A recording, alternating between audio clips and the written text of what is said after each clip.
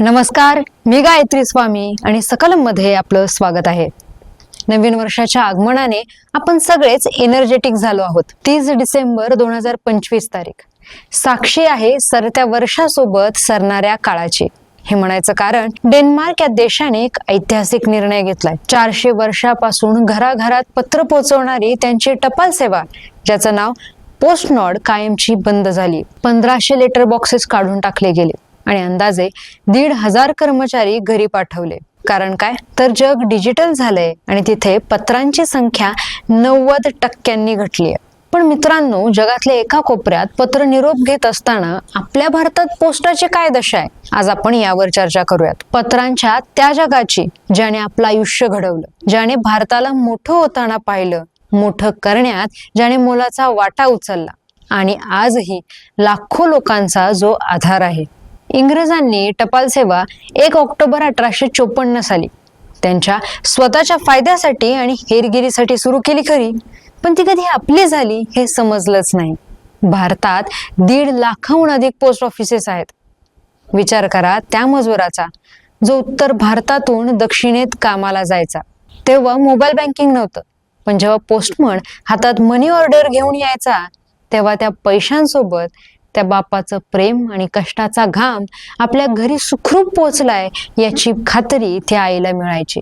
मनी order म्हणजे केवळ पैसे नव्हते, तर ते कुटुंबाच्या आर्थिक आणि सामाजिक नात्याची विण घट्ट करणारं माध्यम होतं. आज त्याची जागा ई मनी ऑर्डरने घेतली. आठवतीये का?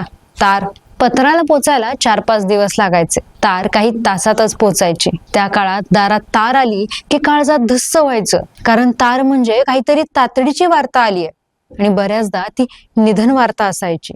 त्यामुळे तारेबद्दल लोकांच्या मनात एक प्रकारची भीती होती.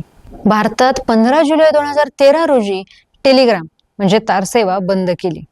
अर्जंट मधल्या सगळ्या गोष्टी मोबाईलने टेक ओव्हर केल्या आहेत. तंत्रज्ञानाची ही जादू. आजच्या या डिजिटल पिढीला जेनझीला कदाचित पोस्टमन माहिती नसतील, पण महाराष्ट्राला चला हवा येऊ द्या मधील सागर कारंडे यांनी साकारलेले पोस्टमन काका नक्कीच आठवत असतील. अरविंद जगताप यांच्या लेखणीतून उतरलेली ती पत्र जेव्हा वाचली जायची तेव्हा हसता हसवता डोळे कधी ओले व्हायचे हे कळायचंही नाही. ही पत्रांची किमया आणि याचा किमयागार म्हणजे पोस्टमन काका. जर कोणाला त्या काळातील जीवनाविषयी जाणून घ्यायचं असेल तर पत्र चांगलं स्रोत आहे. पत्र ही पर्सनल आणि इंटिमेट गोष्ट होती.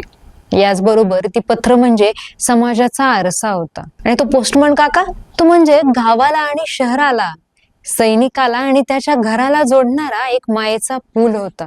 तो पत्र फक्त देऊन जात नसायचा, तर अशिक्षित आईला, वडिलांना पत्र वाचून दाखवून त्यांच्या आनंदाचा किंवा दुःखाचा सोबती व्हायचा. आजच्या व्हॉट्सअप चॅटमध्ये तो जिवंतपणा कुठे? कोणती जनरेशन किती भारी, ह्या सगळ्या गोष्टी बाजूला ठेवून कधीतरी आपण मुक्त संवादाविषयी थोडा विचार केला पाहिजे, नाही का? डेन्मार्कने टपाल सेवा वापरत नसल्यामुळे बंद केली, पण आपल्या भारताचे पंतप्रधान मोदीजी म्हणतात भारताचं हे टपाल जाळं अर्थव्यवस्थेला नवी गती देऊ शकतं. आज आपली पोस्ट ऑफिस केवळ पत्र नाही, तर आधार कार्ड, पेमेंट्स बँक आणि सरकारी योजनांचे लाभ घराघरात पोचवत आहेत.